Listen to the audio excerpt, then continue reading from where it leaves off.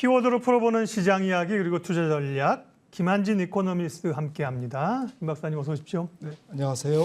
미국은 긴축에 대한 공포들이 꽤 심한 모양입니다. 4일 연속 주가가 하락했는데요. 부담을 가지고요. 예, 이슈들 금리 인상, 금리 얘기 당연히 해야 될 거고요. 이슈 하나씩 풀어보도록 하겠습니다. 첫 번째 키워드 이슈 보여주세요. 예, 연준의 금리 인상 공포감. 그러게요. 계속해서 나흘째 주가를 밀어내리고 있어요. 언제까지 지속될 것인가? 당장 이번 주는 최대 관심사가 금요일 날 고용 지표이지요. 전망하고 시장에 미치는 영향 좀 분석해 주십시오. 네, 지금 지난달에 깜짝 고용 호조가 있었죠. 네. 그래서 52만 8천 개나 굉장히 높은 예상치를 상회하는 민간 신규 고용 일자리가 창출됐고요. 이번 달은 이제 8월 지표인데 아마 한 30만에서 33만 개, 지난달 수치보다는 조금 낮게 이렇게 예상을 하고 있습니다. 컨센서스가. 그런데 보통 한 20만 건 이상이면 굉장히 좋은 겁니다. 미국에서. 예. 그래서 지난달이 조금 이례적이었던 거고, 엊그제 구인 구직 배율이 나왔습니다. 미국 노동부에서. 그런데 1,100만 건의 구인 지금 개수가 집계됐고요. 실업자는 500만 명 조금 넘거든요. 그러니까 실업자 한 명당 2개의 일자리를 지금 아직까지도 선택할 수 있는 그런 굉장히 양호한 고용 시장이기 때문에 고용 지표에 뭐 일비일비 할 필요는 없을 것 같습니다. 이게 한 20만 건 이하로 내려와야 조금 좋은데 문제는 고용 지표가 이렇게 좋으면 뭐 연준이 9월 21일 날 뭐 75bp 인상하는 게 조금 부담이 덜하는, 그러니까 좋은 게 나쁜 시장에는 그런 뭐 역설이 좀 통할 것 같습니다. 그러게 말입니다. 고용 지표가 상대적으로 양호한 편이고 그러니까 긴축을 좀 자신 있게 가져갈 수 있는 연준의 근거가 되고 있는데요. 잭슨홀 미팅 이후에 9월 FOMC에서의 금리 인상 가능성은 75bp 쪽으로 확 이제 기울었습니다.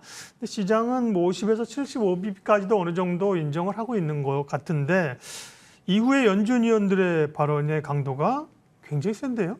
네, 뭐 서로 뭐 지난달부터 약속이나 한 뜻이 지금 매파적 다 매네요. 예, 그러니까요. 제일 뭐 비둘기셨던 닐 캐시캐리 미네폴리스 연준 의장이 뭐 완전히 비둘기로 매로 돌아섰고요. 근데 지금 지난주 금요일 날 이제 파월 의장의 잭슨홀 미팅 연설 이후에 선물 시장, 시카고 선물 시장에서 75bp 9월 인상 가능성이 확률이 조금 떨어졌어요. 64%에서 60%대로 떨어졌다가 그 직후에 지금 다시 70.5% 어제부로. 그래서 거의 사람들이 뭐 75bp 인상에 베팅을 하고 있는 것 같습니다. 뭐 왔다 갔다 하긴 하지만 아무래도 말씀 주셨던 이제 9월 고용 지표 내일 모레 나오는, 그리고 9월 13일 날 8월 CPI 소비자 물가가 영향을 줄 텐데 제 생각에는 75bp 인상 가능성이 좀 높지 않을까. 그리고 11월에서 12월 이제 9월 통화정책회의하면 2번 남았는데요. 올해 50bp 빅스텝으로 2번 인상해서 연말 금리가 기준금리가 4.25 정도에 도달하지 않을까 이렇게 지금 예상하고 있습니다. 어쨌든 조금 높아졌습니다. 그 전에는 이제 9월에 이제 이달에 소비자 물가 지표를 확인하고 조금 둔화되는 게 재차 확인된다면 기대하기는 한 50 이번에 올리고 추후에도 50 내지 25 올기도 했는데 지금 굉장히 발언들이 세지고요. 75 그다음에도 이제 50으로 50으로 갈 가능성이 높아졌습니다. 미국 시장이 그런 것 때문에 부담스러운 건가요? 내년 뭐에도 금리 인하 기대하지 말아라 이렇게 발언을 세게 하고 있어서 미국 증시는 잭슨홀 이후에 너무 흐름이 좀 약한데요. 베어 마켓 랠리가 뭐 끝났다, 각오해라 이런 얘기도 살살 나오고요. 전망 어떠세요? 네, 잭슨홀 미팅 전과 후의 차이는 뭐 시장 기대감을 파월 의장을 비롯해서 모든 연준 인사가 꺾어버리는 이제 그런 기대감을 상실시키는 이제 그러한 영향이 가장 컸던 것 같고요. 그러니까 얼마나 많이 올릴까에서 조금 더 올릴 거다, 시장 예상보다는. 그러니까 4%대 뭐 초중반 내지는 뭐 중반, 최소한 4.5%까지 내년도에까지, 내년 상반기까지 조금 많이 올릴 거다. 그리고 긴축 기간을 조금 길게 가지고 갈 거다. 바로 내리는 게 아니라 2023년 전체로는 뭐 동결 기조로 갈 거다. 그리고 내리는 것은 내년이 아니라 후년 2024년 초반 정도가 될 거다. 이게 지금 집약된 시장의 컨센서스고 연준 인사들이 계속 시장에 뿌리는 메시지입니다. 그래서 뭐 연준 인사들이 그렇게 뿌리니까 뭐 저희는 좀 그렇게 믿어야죠. 그걸 시장이 반응하고 있는 것 같고요. 당장 국채 금리가 3.4%를 넘어가면 지난번 고점이 3.47이었는데요. 지금 뭐 3.2%에 이제 지금 육박해 있습니다. 근데 여기서 조금 더 오르면 시장의 변동성이 더 커질 수 있죠. 수익률 곡선은 더 역전될 거고요. 이런 부분들이 지금 시장의 가격으로 반영되고 있는 상황인데 어느 정도 지금 시장이 소화해내고 있다 저는 그렇게 보거든요. 새로운 뉴스는 뭐 새로운 뉴스지만 그래도 시장은 이런 것들을 꾸역꾸역 조금 소화해내고 이겨나가고 있다. 잘 버티는 중이다. 뭐 이렇게 저는 뭐 긍정적으로 생각합니다. 예. 지난번에 저점 떨어질 때도 엄청나게 많이 떨어졌고 빠른 속도로 떨어졌고요. 올라올 때도 미국 증시는 꽤 빨리 회복을 했는데요. 다시 좀 주춤거리지만 이전 수준으로 확 급격하게 밀고 내려갈 가능성보다는 좀 그동안 오른 거에 대한 거를 되돌리면서 버텨가면서 이렇게 해석을 하시는 거군요. 네. 미국 증시까지 봤고요. 다음 또 김한진 박사님이 뽑아주신 키워드 살펴볼게요. 경기 침체 우려, 사우디 감산, 유가의 방향성은 어떻게 될 것이냐. 5일날 월요일날 오펙 플러스 정례회의가 있습니다. 요즘은 뭐 오펙보다도 오펙 플러스가 왜냐하면 여기는 이제 러시아가 껴 있으니까요. 네. 사우디와 러시아가 이제 맹주 아니겠습니까? 그러면서 증산하라고 했더니만 뭐 감산할 수 있다는 얘기 나오면서 유가가 또 오락가락하네요. 네, 지금 감산 카드를 만지작거리고는 있는데 이달에 감산할 가능성은 좀 낮아 보이고요. 뭐 전체적인 외신 분위기도 그렇고 오펙도 올해 살짝 그 초과 공급이 하루에 한 80만 배럴로 봤다가 한 90만 배럴 살짝 뭐 원유 공급이 조금 초과 공급이 있다라는 정도인데 이 정도를 가지고 감산하기는 조금 설득력이 없지 않을까. 그래서 9월 5일 날 감산은 조금 지연될 것 같고요. 뭐 그렇다고 조금 유가가 감산을 안 하면서 조금 크게 변동할 거냐라는 부분에서는 여러 가지가 지금 여러 가지가 지금 복합돼 있는데 가장 중요한 것은 수요 둔화입니다. 전체적으로 9월 달에 유가가 9% 넘게 빠졌어요. 그런 이유는 뭐 경제의 어쨌든 하강 곡선이 수요 감퇴를 통해서 국제 유가를 좀 끌어내리고 있다. 3개월 연속 하락했거든요. 그런 상태에서 이제 9월을 맞이하는데 추가로 이제 뭐 수요가 더 둔화될 거다. 그러면 이제 감산을 하겠죠. 유가가 하락하니까 오펙 플러스 국가들이.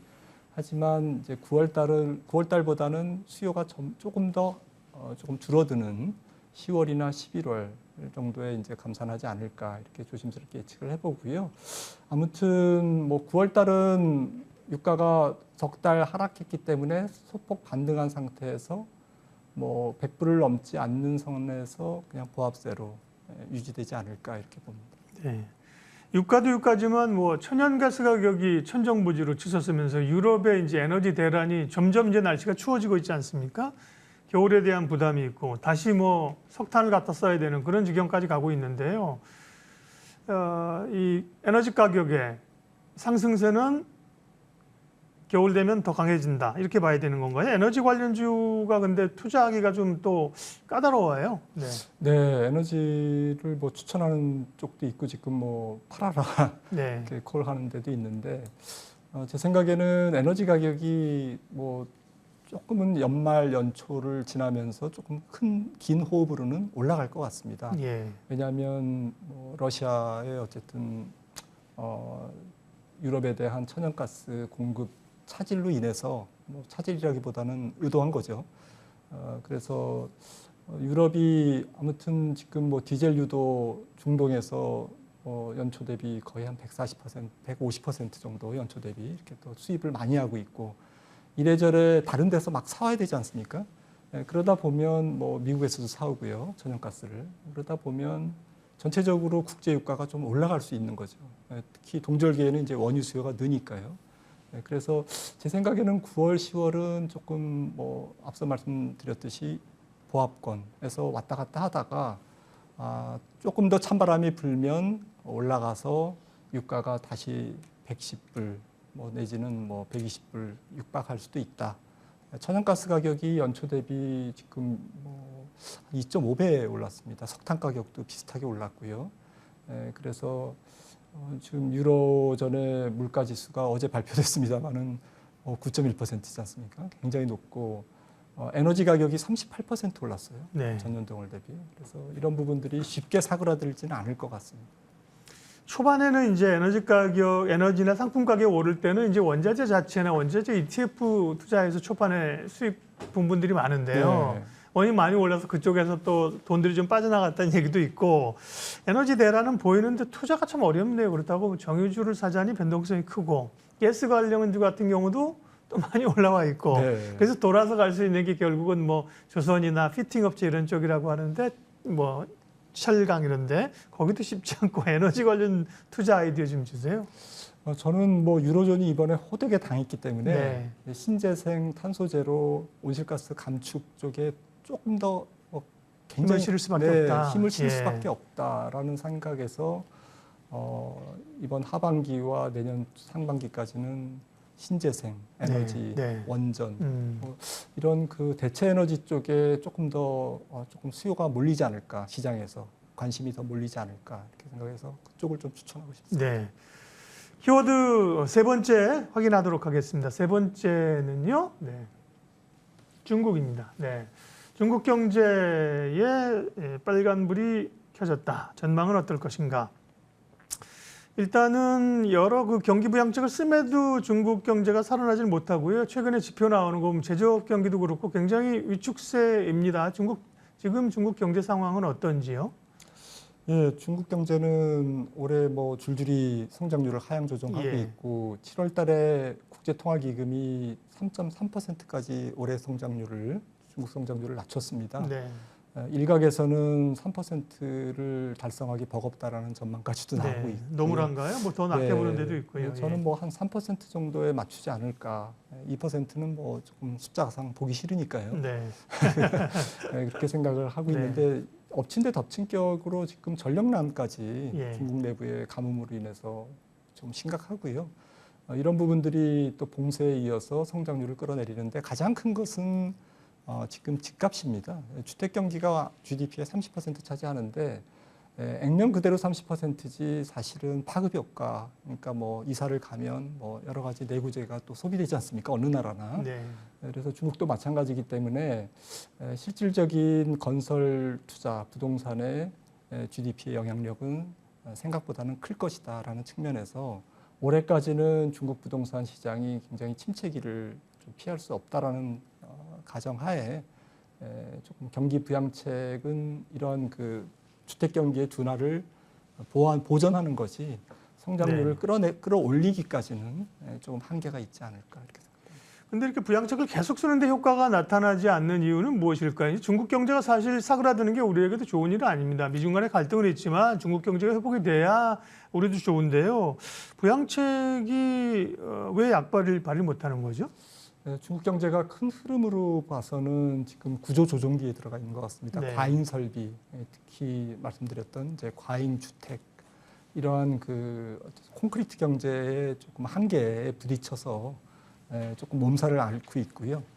특히 기업 부채, 부동산 개발 업체를 중심으로 한 기업 부채가 조금 크고 특히 지방 정부가 지금까지는 이제 주택 경기, 건설 경기, 또 공단 조성 이러한 그 건설 경기를 중심으로 해서 성장을 해왔고 세수를 확보하고 또 그걸로 이제 또 성장을 이끌어 왔는데 이런 지방 정부의 어떤 성장 여력이 조금 한계에 부딪힌 그러한 자전거가 계속 바퀴가 굴러가는데 이제 멈추니까 조금 속도가 둔화되면서 이제 쓰러지기 직전인 이제 그런 모양으로 보이고요.